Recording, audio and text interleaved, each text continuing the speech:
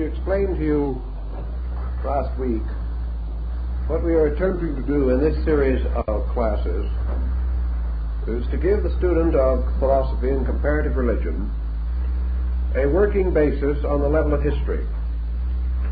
Actually, we realize that history is not only the account of the circumstances set up by human ideas, it is also the continuous record of cause and effect and the inevitable outworkings of policies, some of them long established. This evening we are to deal with that phase of the cycle of the Phoenix which centers around the 6th century of the Christian era. And because this is a very important and critical period, and because it is enveloped in the general darkness which we call the Dark Ages, there are several points that we want to go into at some length. We have a common term, the Dark Ages, and semantically speaking, we sometimes misunderstand the meaning of that term. The Dark Ages were not centuries in which nothing happened.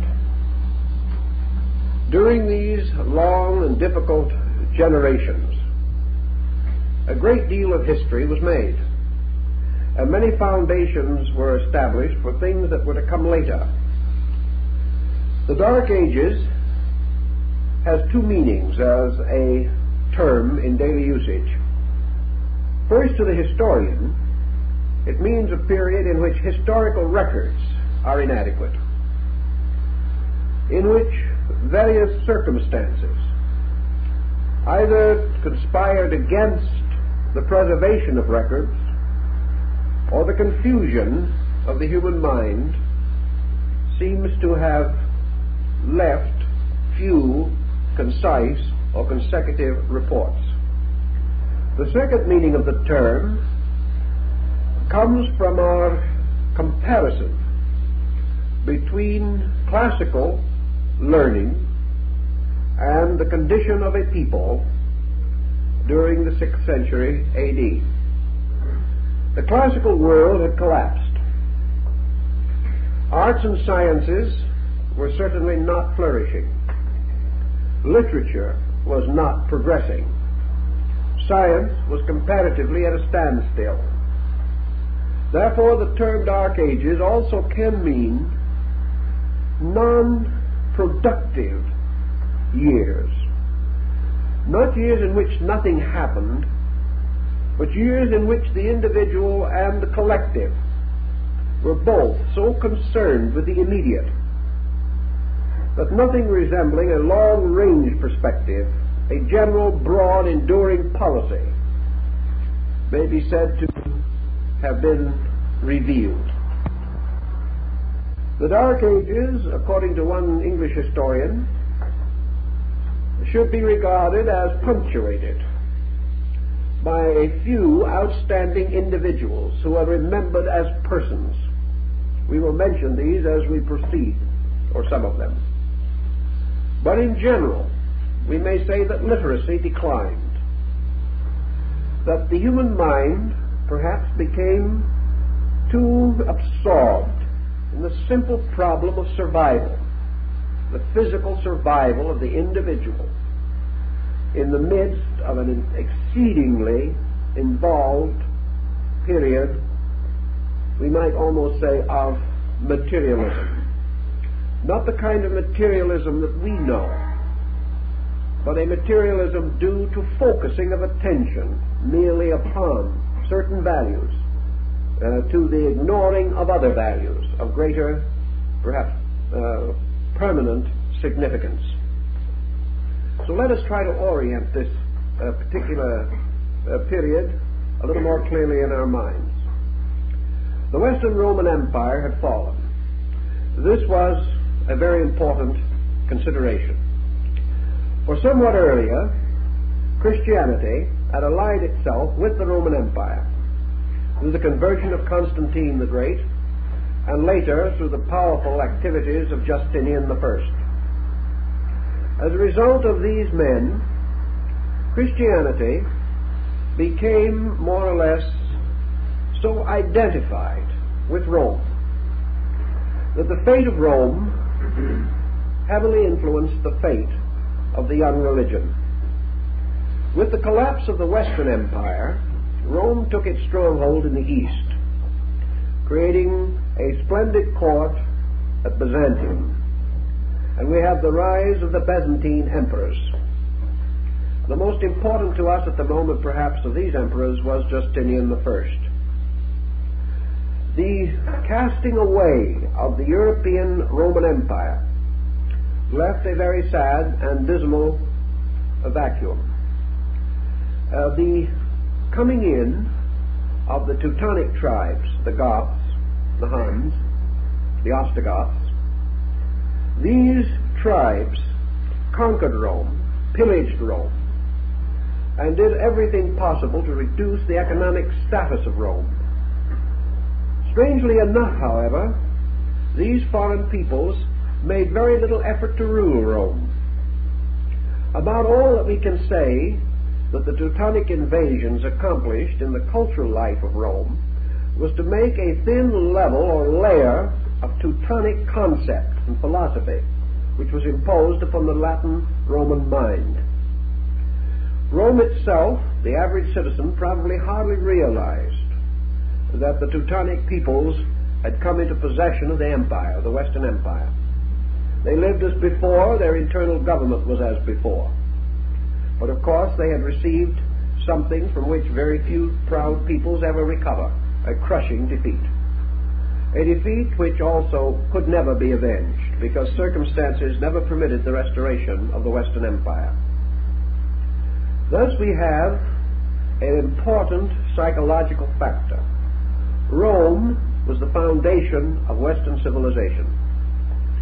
Roman procedure, Roman thought, Roman government extended itself throughout most of Europe. And under the pressure and strength of the Roman position, a credo, a code, came into existence, which may be termed the Roman code. It was the Roman way of doing things. And of course, when anyone is successful, the way he does things becomes important. So nearly all other peoples followed Rome, just as today, or at least up to recently, most nations of the world were influenced by our American way of life, and particularly by our motion pictures, and attempted to copy our styles and our fashions. We were a success. People copy success. Rome was a success. And most of the colonized areas became more or less competitive in their effort to be like Rome. Then Rome fell. And the great pattern, the way of life, was lost and destroyed. Now some of the circumstances also had a part in this. Justinian, just prior to the time when the phoenix was again to spread its wings over Europe, Justinian closed the Greek schools. In other words, he took away from the prestige of the Eastern Empire, and to a degree this prestige extended over the remnants of what we term the Western Empire. He took away prestige from learning. He closed the academies. He forbade the Greek scholars to continue their teaching, in this way playing strongly to the strong prejudices of the day in favor of the rise of early Christianity.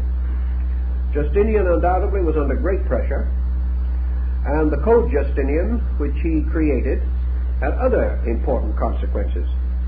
In the first place, he removed certain military influence over civil law, which became quite important. But more than this, he gave additional influence to the church in the administration of civil law. Thus he began something which established a precedent and placed a wedge, which was later to be widened and to be forced into a very large situation by Pope Gregory the Great. Justinian made it possible for the hero pope to appear. He set a situation in which it was possible for the Roman Empire, the Western Empire, to gradually escape from the Teutonic influence and become a vassal of the Church. Thus, at this critical point, we see the beginning of what we may term the Holy Roman Empire.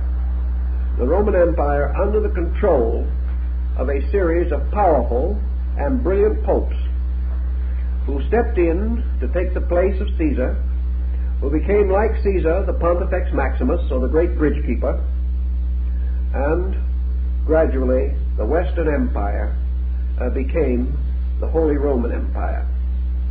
This, accompanied by broad evangelical programs, missionaries sent to nearly all of the more distant European areas, gradually also resulted in the conversion of the Teutonic peoples.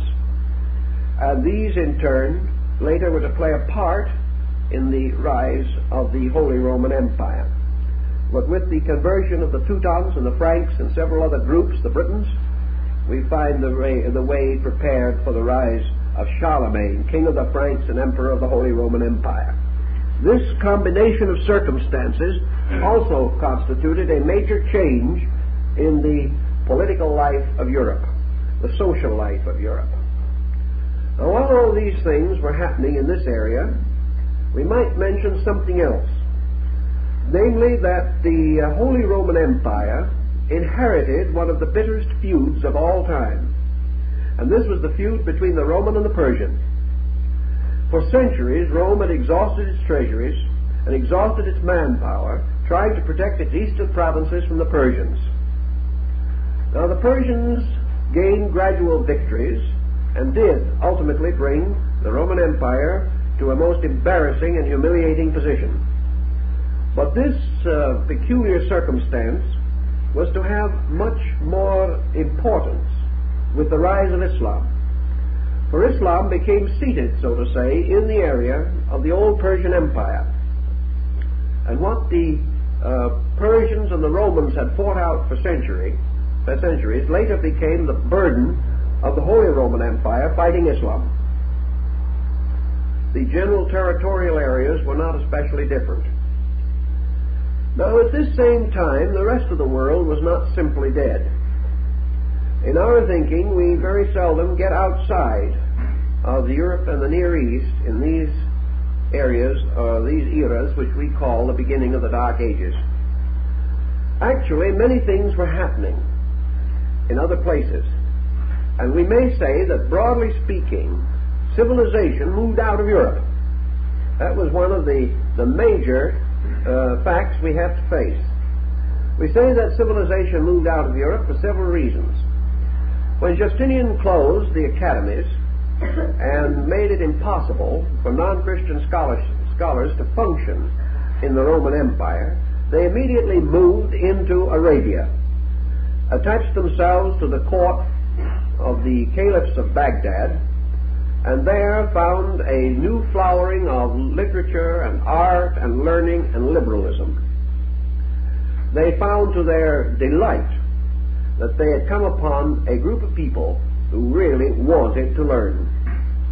Thus, a great deal of classical learning moved out of Christendom, moved out of Europe, to these outlying areas beyond the power of the Christian Church to prevent their function. About this time, the Church was in itself in more or less of a confusion. A series of councils, beginning with Nicaea and ending with Constantinople, broke the Church into a great many schismatic groups. The Eastern Church departed utterly and never again was united with the Western Church. At the same time, the heresies of various kinds, and these heretics were for the most part brilliant people, these heresies were anathematized, the heretics were excommunicated, and had they not rapidly departed, they probably would ultimately have met the supreme penalty for heresy, and that was death. One of the groups that departed in these early days was, of course, the Nestorians, taking some of the very finest parts of Christian philosophy into the Near East and finally into the Far East, as far as India and China. This departure of liberals This gradual breaking within the church between liberalism and the conservative group also had its effect upon this critical period. A great change was in the offing, and the circumstances were building toward it with tremendous intensity. About this same time, perhaps a little earlier, but leading into the same pattern, was the tremendous expansion of Buddhism in Asia. Buddhism, strangely enough, did not expand as much within the boundaries of its original area, India, as it did in surrounding regions. But from the 4th to the 6th centuries A.D., we find a great migration of Buddhistic thought, reaching out and gradually coming into a powerful position of authority in dominating Asiatic thinking. It was not a despotic authority, but it was a very powerful modifying influence. One thing, it moved a center of learning into the East. For the Buddhist was to Asia what the Greek had been to the classical civilizations of Europe and the Near East. The Buddhist was an educationalist primarily. He was not only a missionary, but he was a scholar. He desired not only to bring his doctrine, but useful arts and sciences. And wherever he went, he carried not only the scriptures, the Tripitaka, the great books of the law, but he also brought information about weaving, about medicine, about agriculture. He was concerned with almost every practical problem of people. This meant a sudden and rapid improvement in the way of life of many Asiatic nations. It's interesting to realize that around between 400 and 500 A.D., which is getting perilously close to our period, Buddhism made one of its most profound scientific pronouncements. For at that time, Buddhist scholars declared the earth to be round, declared it to be a solid body in space, and declared that the space around us contained numerous and countless other bodies of a similar kind, also suitable to be inhabited by living persons. Now this was something almost unbelievable at that time, and gives us a little idea of the level of the thinking of these people. At this time also we find Buddhism moving into education, and the rise of the great University of Nalanda, one of the most important schools in Asia, a university with a student body of over 25,000 students, the largest university in the world at its time, much greater than anything that had up to that time been created in Greece or Rome. This university, among other things, taught Christianity and comparative religion, something that's also very difficult for us to imagine. Scholars graduating from Nalanda created a tremendous stir in Asia, and for the first time accomplished something that was not to come to Europe for many centuries, namely what might be termed a literate clergy. This was something that Christianity still had to wrestle with, because it was being some time yet before Charlemagne and other leaders began to create cloister schools in Europe. But the educating priest in India, the Buddhist priest, with his textbooks, with his scientific instruments, with his generally tolerant perspective toward learning, became quite a force. And of course one of the University of Nalanda graduates, the great Brahmanic scholar Padmasambhava, later opened Tibet. This era was quite an important one in Asiatic thinking. It was leading toward the rise of a power in Asia. And this Buddhist influence was to continue till about the 12th century, when it was overthrown almost completely in India and most of the areas around India by the rise of Islamism. Now let us take another area. What was happening in the Western Hemisphere at this time? We know that the old empire of the Mayas of Central America was in the 6th century A.D. perhaps one of the most cultured areas on earth. We know that at this time these people on the Western Hemisphere had achieved to a skill in architecture which raised them almost to the level of the great Vitruvian academies of Rome and classed them with the pyramid builders of Egypt. We know also that they had mastered astronomy and had perfected the most perfect calendar ever devised by man. So perfect that the Spaniards copied it when they conquered the area, because it was more accurate than the Julian calendar or the Gregorian. The Maya calendar is probably the only one of its kind in which you can take any date back 1,000,000 years and find the day of the week is fell on instantly. This calendar, which was a very highly perfected thing, depended upon an advanced knowledge of astronomy. And these people possessed this also. They possessed an unusual scientific skill in many fields and departments of learning. They had mastered many materials and substances which we later were to use and adopt from them. They also had a very well-developed socialized state in which poverty was practically impossible. And as Stuart Chase points out, while Europe was engaged in this terrible confusion, which we call the period from the 5th to the 10th centuries, these peoples maintained the world's record for peace. For in the Maya Empire there was no war for 500 years, which is the longest peace record held by man. All these things let us know that things are happening all around the world, and this very critical and important section of our thinking. So let us survey just for a moment, bring up to date, the general state of things when a very important event occurred. We know that Europe was in the doldrums. That is about the best we can say for it. Communication was practically gone. Transportation comparatively unknown. Europe at that time was ruled over by a group of rulers who could not sign their own names nor read an official document.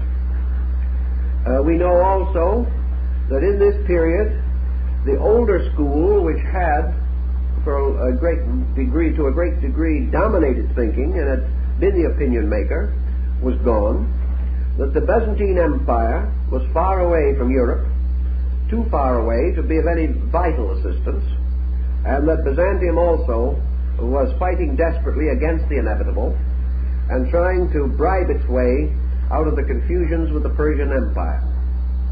During this same period, as far as we are able to learn, there were only a few forces operating that give us any ground for optimism. One of these forces was Gregory the Great. He was gradually binding together the political power of the early church.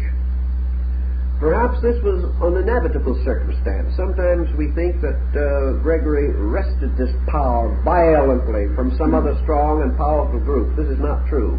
He gathered up the remnants of a power which no longer existed.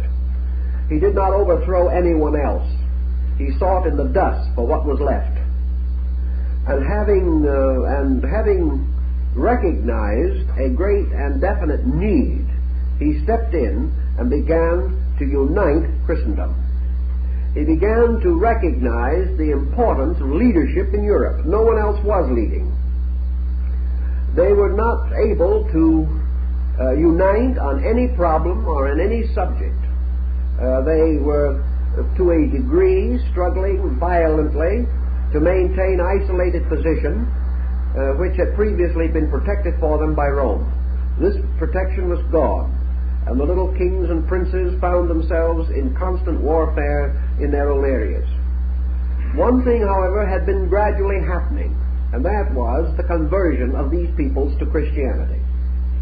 Thus, this absolutely scattered mass of humanity, which had lost the power to worship the eagles and standards of the Caesars, had only one common denominator, and that was the rising power of Christianity. And this rising power Gregory took hold of, and he found that he had discovered at least one point of cohesion. And on this point of cohesion he built. He built strenuously. He built thunderingly. He tossed around his ecclesiastical powers with great freedom. But he did accomplish one thing. He took a leaderless and headless people and bound them together around the power of the bishops of Rome. Thus, out of this situation, there arose what has been called the later Roman Empire, an empire which gained central cohesion never again attempting conquest by arms, but attempting conquest by the cross, sending missionaries to practically all belligerent peoples, fighting for their conversion, and using whatever tactics were necessary, all of which were not entirely ethical. But the problem appeared to be the great need for strength, some way of preventing the entire European pattern from falling completely into nothing. And that was where this particular emergency produced certainly a strong and most ingenious individual, one who can be compared to the other great organizers of history, although we do not always give him such prominence. All these things were going along, but the early church was having troubles not only within itself, but it developed a peculiar attitude. And this attitude was so theologically aggressive that it angered and irritated many brilliant leaders in various groups on various levels of thinking, so that to a measure the church began to emerge as a persecuting agent, an agent which would either convert or destroy. And in the process of binding together the later Roman Empire, much was destroyed. Probably as many pagans died to bind together the Holy Roman Empire as the Christians died in the previous pagan Roman Empire. It was a difficult condition, and everyone was moving on the grounds that the end justified the means. Many people did not agree with this, however, and there was strong division of feeling and opinion. Much of this division was out in the Arabian desert, where intellectuals, observing from a distance, themselves educated perhaps in Greek and Roman schools, students of Plato and Aristotle, mathematicians deep in Euclid, these men observed with great misgivings this battle for the control of Europe by the early church. And their voices were raised against it. And their voices were also echoed by the heretical Christian groups that had taken refuge in these outlying areas. And in the midst of this, we note the rise of Islam, which corresponds almost exactly with the critical years of our Phoenix cycle. In this period, again, nature abhors a vacuum. The general failure throughout the area of certain values produced out of its own emergency the kind of individual who so often arises under such conditions. In this case, Mohammed. Mohammed's life has been written by probably 300 or 400 different authors. One of the most interesting, detailed accounts is given by Carlyle. Mohammed was a man of unknown background, comparatively limited opportunity, living in a comparatively unimportant area from the standpoint of world thought. Muhammad's rise in Arabia was as phenomenal as the rise of Jesus in Jerusalem. It was not an expected occurrence. It was not anything that seemed to be reasonable. Yet the circumstances behind it and attending it and surrounding it made it almost inevitable. But at the time, no one could realize that this would be true. Muhammad himself, as a character, as a person, has been subjected to perhaps more abuse than any other recognized world leader. I suppose there is no religious leader of a great surviving faith who has been more wholesalely and heartily insulted, or whose memory has been held up to as much condemnation and ridicule. We expect things like this to occur when a faith fails or when the leader is inadequate. But here we have the amazing situation of a great religion, a great faith that did not fail, but went forward to become one of the most powerful forces in the moral history of mankind. And yet the world has perhaps withheld its approbation in the matter of Muhammad more than in any other great leader whose leadership led to a successful termination. Yet actually these same critics and condemners have had so little to offer in the form of solid evidence.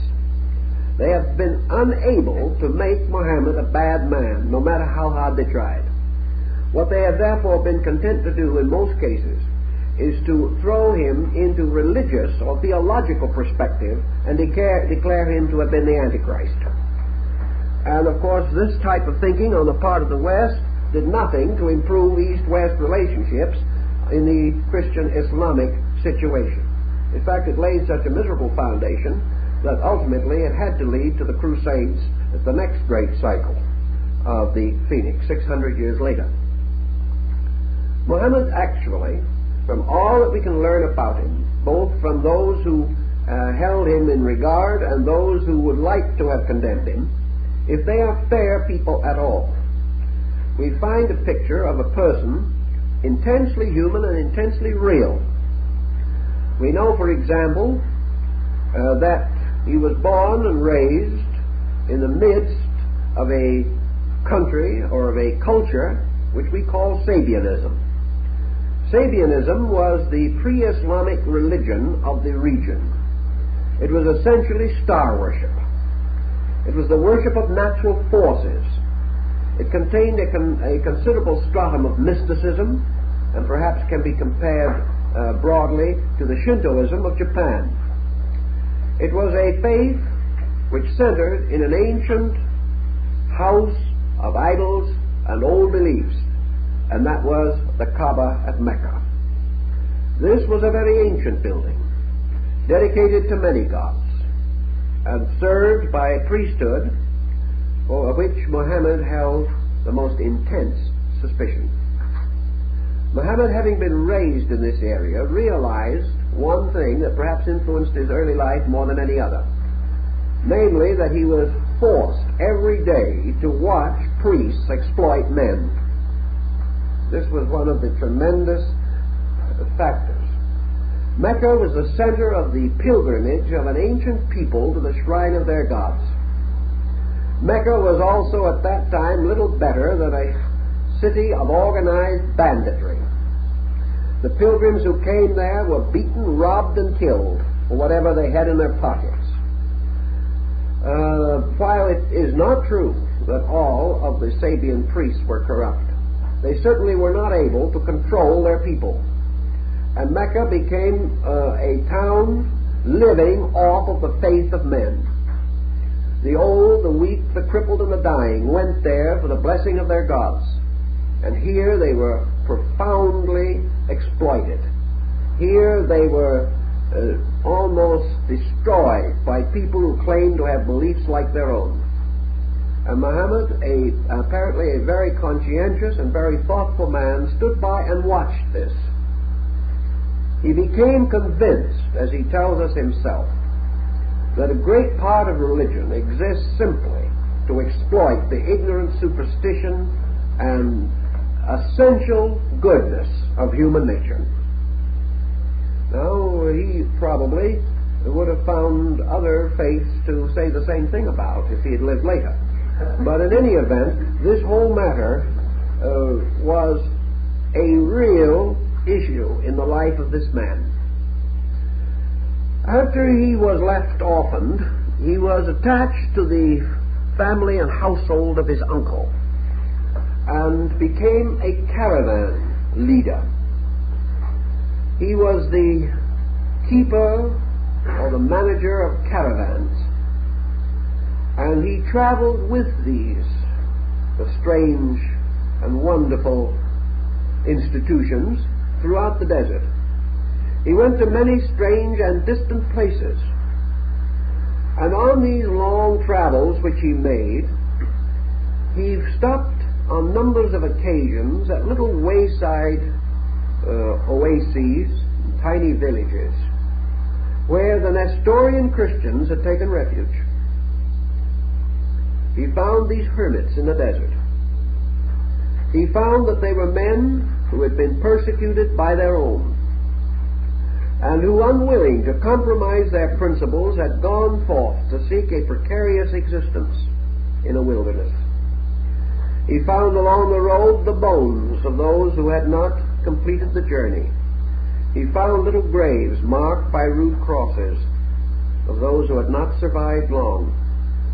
And from these Nestorians and from the marketplaces where the caravans bartered their wares, he heard the story of the tragedy of the West. He definitely reports to us the things that he heard.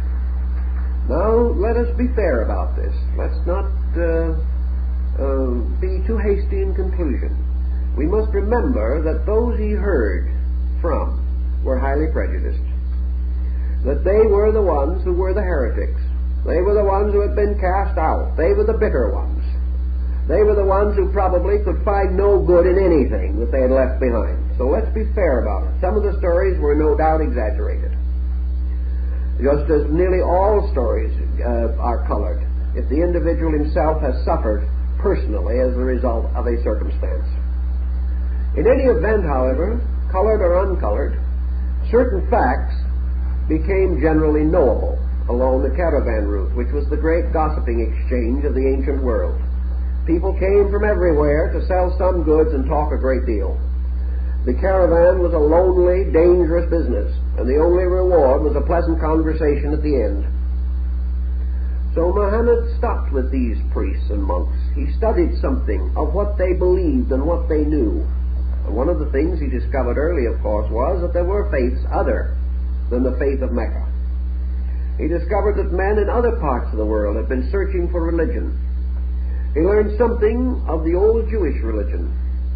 He learned something of the heroic figure of Moses standing out against the background of that struggle. Later, through the Nestorians, he learned a great deal about the life of Jesus. And from the later writings found in the Koran, it is quite possible that he was able to secure copies of early Christian writings. In any event, he heard the stories. He also heard the stories of the great councils. He learned of the feud which divided the Western and Eastern churches. He learned of the strange, pressure-ful tyranny with which the Western church was beginning to, or forcing its integration. He probably did not learn the struggle, the sorrow, the misery, the misfortune which the church also had to face. He did not realize that in an emergency man can only do what he can or what he believes to be right. These things he probably never knew, but at least he had the historical perspective of a dilemma, of a disaster. And he came to the conclusion in his own mind that the teachings that Jesus had left had been practically wiped out in less than 600 years. Whether he was right or not, we will not say, but that was what he believed. He believed that the Christianity that was then struggling for dominion of the Western Roman Empire had nothing in common with the original teachings of Jesus. He came to another rather prosaic but rather practical conclusion, namely that Jesus himself had used the wrong means. After all, there are things to be considered. That Jesus had not used sufficient force or strength in his own time to create a situation that could not so easily get out of line. He therefore believed that the apostles and the early followers should have themselves integrated the faith and not left it to future centuries to put together this broken pattern and try to build it into a consistency. That there were too many weaknesses in the structure itself. That these weaknesses should have been initially filled. That philosophically, scientifically, religiously, psychologically, historically, in all these brackets, Christianity should have been integrated in the beginning. He didn't know that he could do it, but he thought it should have been done. He went back to Mecca, and he was not converted to Christianity, nor was he converted to Judaism. He went back, and in the course of time, still watching, still observing, still meditating upon this, he followed a pattern that is not unusual in this type of leadership.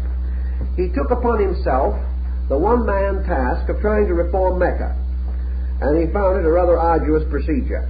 He was all right until he began to interfere with the economic privileges of the merchants and other persons. And when he began to tell them that they should not perform these various evil actions, which were so profitable, they then turned on him. In the meantime, however, Muhammad had strengthened his own position tremendously. He had married a wealthy widow, a woman considerably older than himself. And by this one single stroke of fortune, he became a leading citizen. He became a big man in Mecca, the type of individual that others would bow to. He became also a rich man and became the master of many caravans. He arose then almost immediately to the estate of an aristocrat. One might have thought that this was the most serious temptation that this young man might have faced. If it was, he certainly did not fall under the temptation, for he continued to attempt his reforms even though they endangered his own economic stability. One little episode is preserved to us to indicate the rather astute mind of this man who had been a camel driver. On one occasion it was necessary to move, to restore part of the building, to remove the areolite of Abraham from the corner of the Kaaba at Mecca. Now the areolite was a black stone which is supposed to have fallen from heaven and to have been the pillar upon which Jacob rested his head at the time of the vision of the ladder. It was connected very much with Near Eastern thought and with the legends which had flowed in and out from the Judaistic environs nearby. Now in Mecca there were many great and powerful families, most of them getting rich off of the pilgrims, as we have said. But each of these families claimed that it was the right of his family to move the stone in order that this sacred object should not be defiled. Well, the stone is about a foot square, and it was scarcely possible for all these individuals and their retinues to move the stone. It was not even possible for some to move it first and others to move it later because of the great importance of precedence. Anyone who was second in line lost caste, and that couldn't be done. So in their dilemma, for some reason, they called upon Muhammad, the new aristocrat, who undoubtedly had now the right also to get his finger on the stone if he could. Muhammad contemplated the matter for a while, and he said, I'll see how we'll do this. We'll take a very wonderful and rich and beautiful curtain, fine piece of drapery, a rug, or something of that nature, a big one. We will lay the stone in the middle of the rug, and then all the different contendants can pick up some part of the corner of the rug or the side of the rug, and they can all carry it at once together. It was done, and a very serious situation was averted, which shows that Muhammad was an astute man in his own way, with a solution to a very difficult riddle. As time went on, it became evident to this man that he could not hope to accomplish a one-man reform by attacking vice at its core. And here we must also pause and make mention of another thing, something that the critics have used against him and others have not known exactly how to orient. Namely, that Muhammad was not a man in good health. Early in life, he developed some kind of an ailment, perhaps a nervous ailment. His enemies have said he was an epileptic. We are not at all certain that this was true, but that he was subject to some kind of an acute nervous disorder, which struck him almost like a stroke and frequently caused him to fall unconscious. He was a man who apparently was suffering from some serious internal problem which we have never been able to diagnose, naturally, after all this length of time. But between his worries, his fears, his anxieties, his scruples, and his basic spiritual integrity, for the man definitely had it, he came to a more and more difficult situation until his wife became most deeply concerned for her husband. She saw that he was gradually breaking under some kind of a tremendous internal load, that a great frustration was slowly taking its toll upon his character. And she was the one, it is said, who inspired him and impelled him to seek spiritual consolation for his problem. She recommended prayer. She recommended the way of old for those who had great struggle of soul, that they should seek truth within themselves. And in more or less accordance with her feelings on the matter, which perhaps coincided very closely with his own, Muhammad decided to perform religious vigil. And for many years he went annually to a mountain outside of Mecca, which is called Mount Hira, or the Mountain of the Light. And here, in a cave, he prayed that the original faith of mankind might be restored. The religion of the patriarchs, the religion that came before men broke up religions, the religion that would serve all men, the religion that was born out of the original spiritual hunger of humanity itself. And his prayers became more frequent. The bitterness and sorrow in his heart became greater. And his wife used to bring food and water to him as he remained day after day in these trances and in this cave on the side of Mount Hira. And at last, according to Muhammad himself, for when we come to this point, we have no other authority than himself, and have we more in the case of most other great teachers, Muhammad declared that in the midst of these vigils, in the great travail of his spirit and heart, he was given an answer. That in the midst of one of these lonely nights of prayer and agony, a radiant figure appeared in the cave and stood before him. And this was the figure of the angel Gabriel, or we call Gabriel. And this strange and wonderful luminous figure held in its hand a scarf, a long scarf, which it spread out and held before Muhammad. And on this scarf, written in letters of fire, were the first surahs or verses of the Quran. Muhammad bowed to the ground, fearful, not knowing what had happened. And then looking up pathetically, and we can almost imagine the pathos in the man at that moment, he looked at the radiant figure, and he said, "O great being, I cannot read. I can't read. I do not know what the figures say." And then it is said that the angel told him, reading for him word by word, and later bestowing upon him the power to read these figures, even though he could not read other things. Later, incidentally, Muhammad did learn to read and write. But at this time he had not.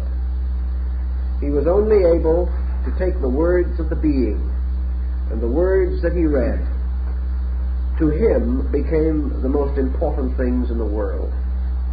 After the passing of this vision, the young man, now not quite so young, but still before his prime, rushed down the hill again to his own home, and falling on his knees in front of his wife, told her the whole story, begging her to help him, begging her to answer one question for him.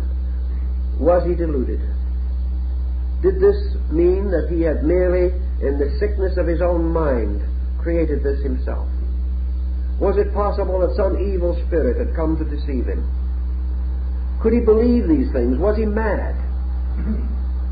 And he is said to have remained hours weeping in front of his wife. She didn't know what to do. The only thing she could do was to console him the best she could. And she said to him, "You are a good man. You have always been honest.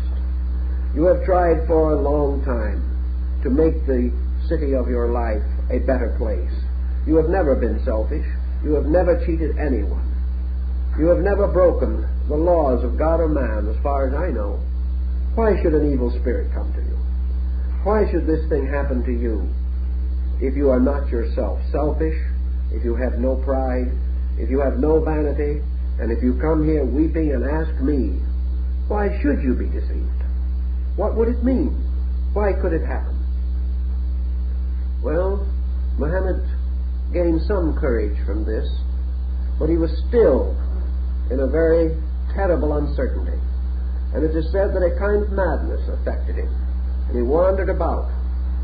And one day he said to himself, "The decision is too great. I do not know. I am an ignorant man. I do not know whether this be of God or the devil. I do not know whether I have the right to believe it. Supposing I do, and then I have been deceived, and a whole generation of men come after me and believe me, and they are all deceived. Am I going to create something that will destroy others? Am I going to found a false doctrine? How do I know? I have no way of knowing. So at last it is said that he went onto the side of a hill, and he said, I am not strong enough for this decision. I cannot live any longer because I do not know what to do. And he started to throw himself off the cliff. As he did so, this radiant figure appeared to him again, stopped him, and told him not to fear, not to worry, to be patient, and to just satisfy his own soul that what he was doing was right, not to pass it on to others until he found in himself that he was sure, but that he was not being injured by evil spirits, nor was he mad, and that he must have courage and wait. So Muhammad went back to his house and remained for some time simply waiting. He did not know what would happen next. Then by degrees this thing grew upon him, and instead of going out into the mountain, he found that at certain times this spirit came to him, and that when it came to him he was in great physical pain, that he would seat himself or would fall, and his servants had to pick him up and carry him to a couch. It is said also that he frothed at the mouth and struggled, and that his body was covered with sweat, and it even sweat blood. But when he awoke from these terrible experiences, he did not realize what he had gone through. But in many instances he brought back with him fragments, more of these strange verses that he had seen first upon the scarf in the hands of Jaboriel. These are the foundation elements of the faith of Islam. This is more or less the way it came into existence. It did not come into existence as a splendid thing or as a great thing, but as the great pain and tribulation of a man striving for something and apparently called to a destiny.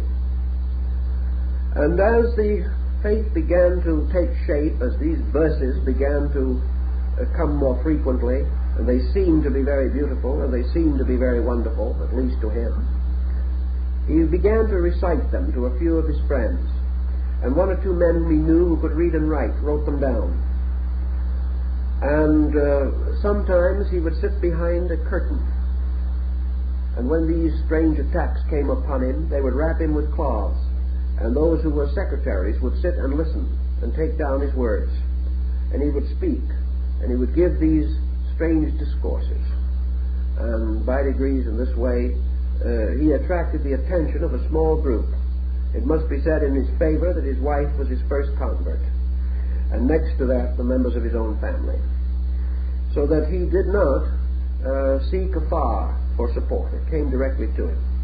We cannot go into the whole life of Muhammad. I don't think it would serve our purpose, but we do know that throughout his life we have brilliant expositions of his sincerity.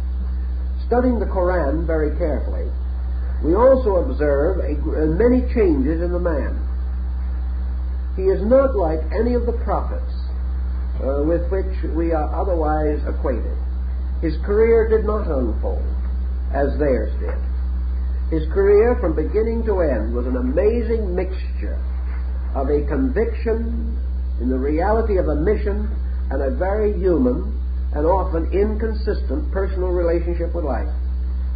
He was never a person with so complete an understanding of his subject that he could carry it forward with unbroken continuity. Thus, for example, when political and social problems arose, we find the entire tone of the Quran changing, becoming more and more concerned with the immediate problems of the religion which he was founding, immediate problems of his relationships with other faiths and other beliefs.